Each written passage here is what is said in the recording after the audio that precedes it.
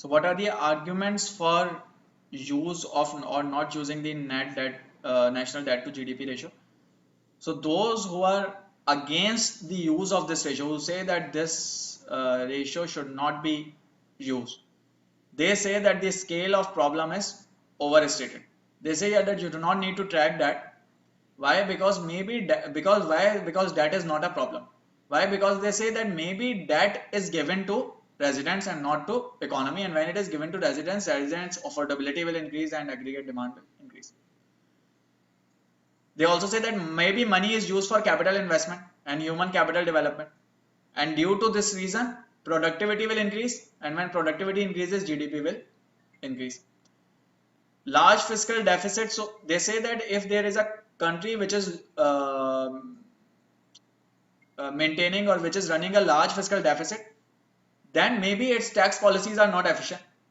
So that would lead to country rethink, that lead the country to rethink and change the tax policies and maybe arrive at a more efficient tax structure.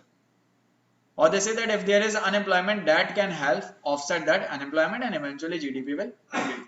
So these are all the reasons why that is not a concern, and so you do not need to check this ratio or track this ratio. There are others who say that it should be tracked or it should be looked at, and they say that high debt will eventually result in higher taxes, because then you will need to recover money from people to pay off the debt, and which will eventually lead to discouraging economic activity and a slowdown. Higher debt, higher taxes leading to lower economic activity. Market will lose confidence in government, risk will increase. Government borrowing hurts private sector investment. Crowding out effect. What is crowding out effect? Crowding out effect says that there is a pool of funds available to be borrowed. These are the funds which can be borrowed. If government goes and borrows from here, it will leave lesser amount of funds for private sector. So it says that overall borrowing will mostly be focused on government rather than private sector. Private sector will have difficulty borrowing money, and so government sector will grow, but private sector will slow down.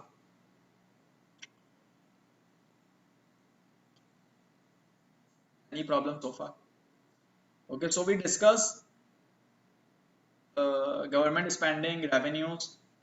Now within government spending, what can be different tools? The different tools within government spending can be transfer payment, current spending, and capex.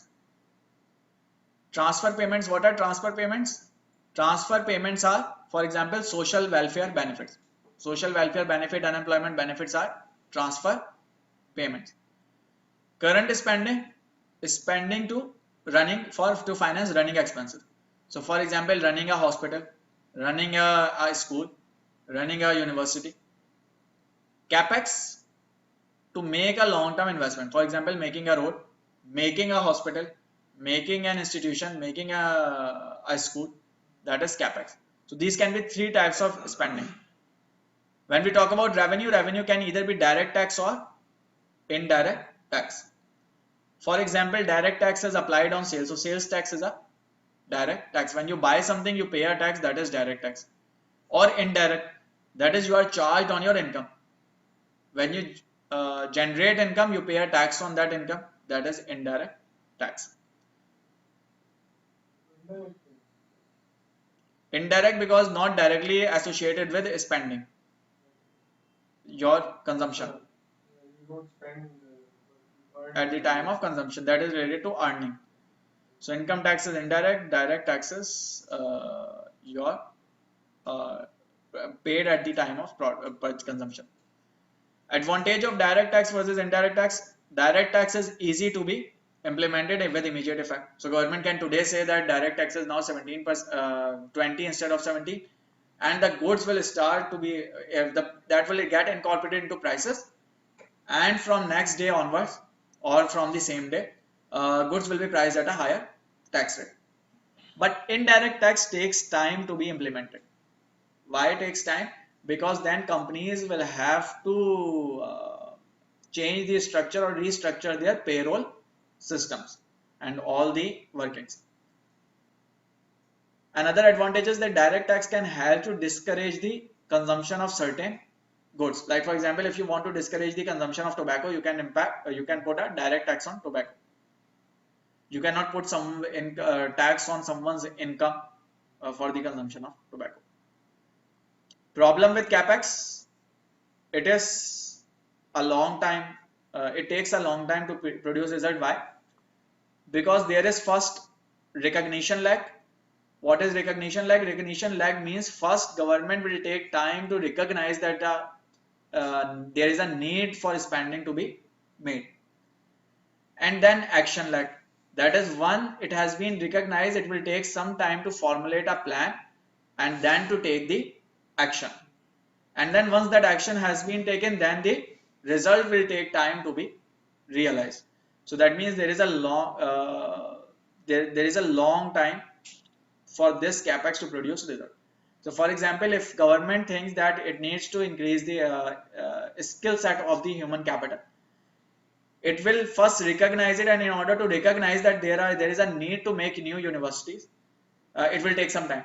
Once it has recognized it, then it will take some time to actually make a university and make it operational. And once it has made it operational, it will take some time for university to produce graduates who have the required skills. So it takes a long time in capex. What was the third lag? Not lag, actually, that is related to result. That there will be a lag in result, desired result. So your desired result will take some time to be achieved. So when a government is making tax policy, what are the key attributes that it should consider? So remember, it should be simple. If it is complex, people wouldn't be able to calculate the required amounts or all that. It should be efficient, fair, and provide revenue sufficiency. Fair means that high income earners, for example, charged higher tax. Low income earners charge lower tax. Revenue sufficiency means that it should be sufficient enough to make for your spending. It should be sufficient to offset your spending. Any questions so far up till here? Okay, now when government increases spending, GDP increases.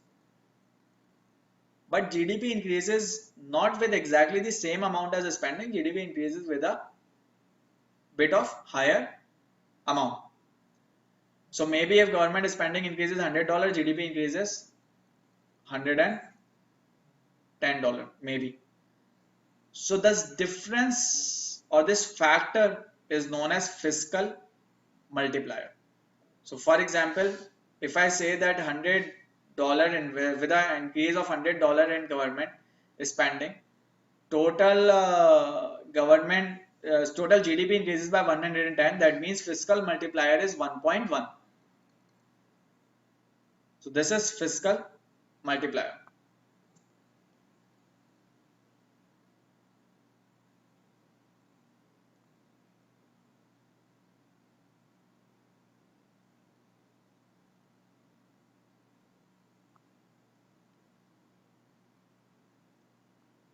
Any problem so far? Okay, so what is GDP? So when we discussed GDP in previous class, we discussed an equation C plus G plus I plus X minus M. Consumer spending, government spending, investment, export, import. This is GDP. If I tell you that I am increasing government spending, GDP will increase. But if I tell you that I am increasing taxes, increase in tax would lead to decrease in consumption. So GDP will decrease.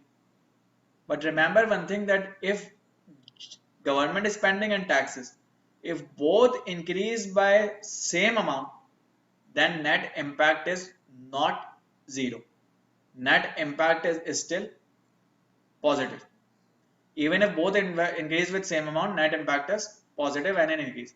And the reason is that if you increase, for example, government spending by $100, and if you also increase taxes by the same amount, this wouldn't actually decrease consumption by $100. Why? Because there is a marginal propensity to consume, right? And marginal propensity to consume, as we discussed in previous class, tells you that how much proportion of the total income is being spent or being consumed. So if let's say it is 70%, that means only 70% of this tax benefit would go from consumption. So if it is increasing by $100, consumption will decrease by only $70. And so net impact will be an increase of $30. These are just rough numbers, not exact calculations, just to give you the idea or explain the concept. So that means whenever government spending and taxes increase by the same amount, remember this point, this is very important, maybe you see it in practice questions.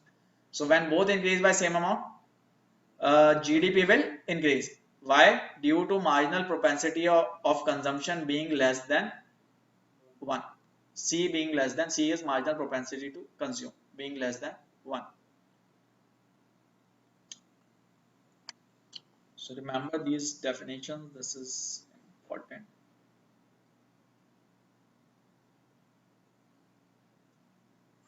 This we have discussed, fiscal multiplier.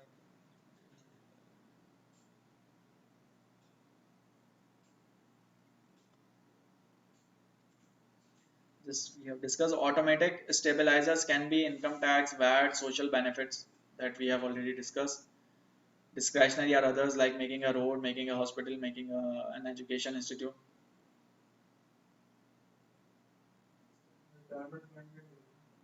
Retirement benefits, social, so covered in social benefits. Also remember one thing, when you look into the curriculum, when you are doing calculations in, when you are looking in curriculum, you will, at times you will see G minus T, and at times you will see G minus T plus B.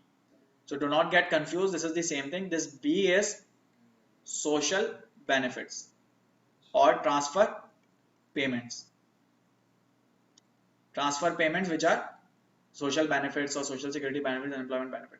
So it is a part of G, government spending.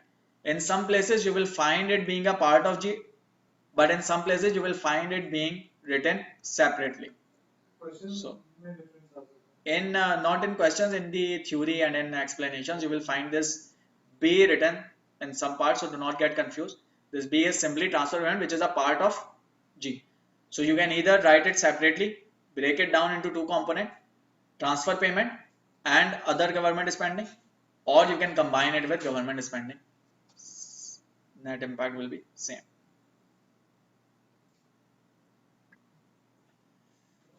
Yes. Fiscal multiplier is 1 divided by 1 plus C into 1 minus T. The C is marginal propensity to consume.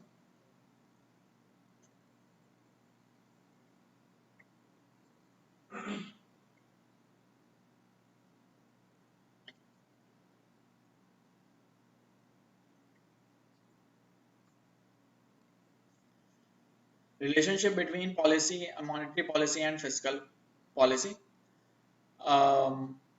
So you know each of them can be expansionary or contractionary, or one of them may be expansionary, other may be contractionary, both may be expansionary, both may be contractionary. It can be any case in an economy.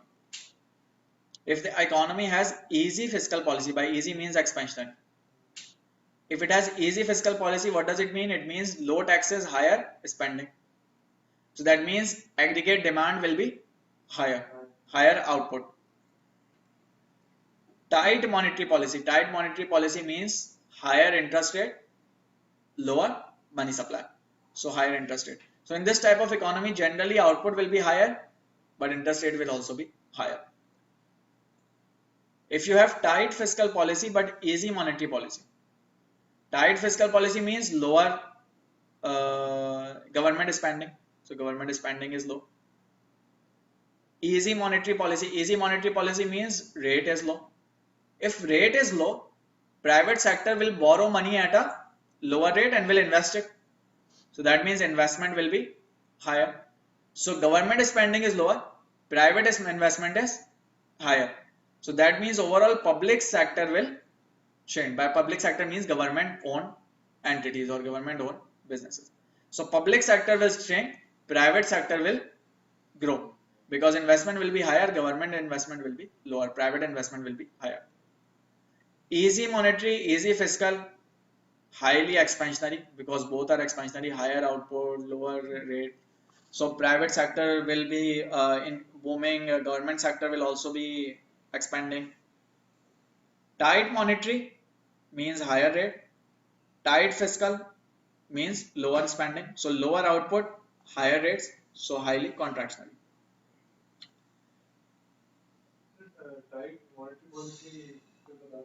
Tight monetary policy means higher interest rate or lower money supply. So overall interest rates, if interest rates are higher, investment decrease. Why? Because borrowing rate increases. If borrowing rate increases, investment decreases. So private investment will be lower. But if you then have tight fiscal policy as well, then if you have tight fiscal policy as well, then government sector will also shrink. Why? Because government spending is also decreasing. So it will be contractionary. Here public sector will shrink, but private sector will expand in the second one.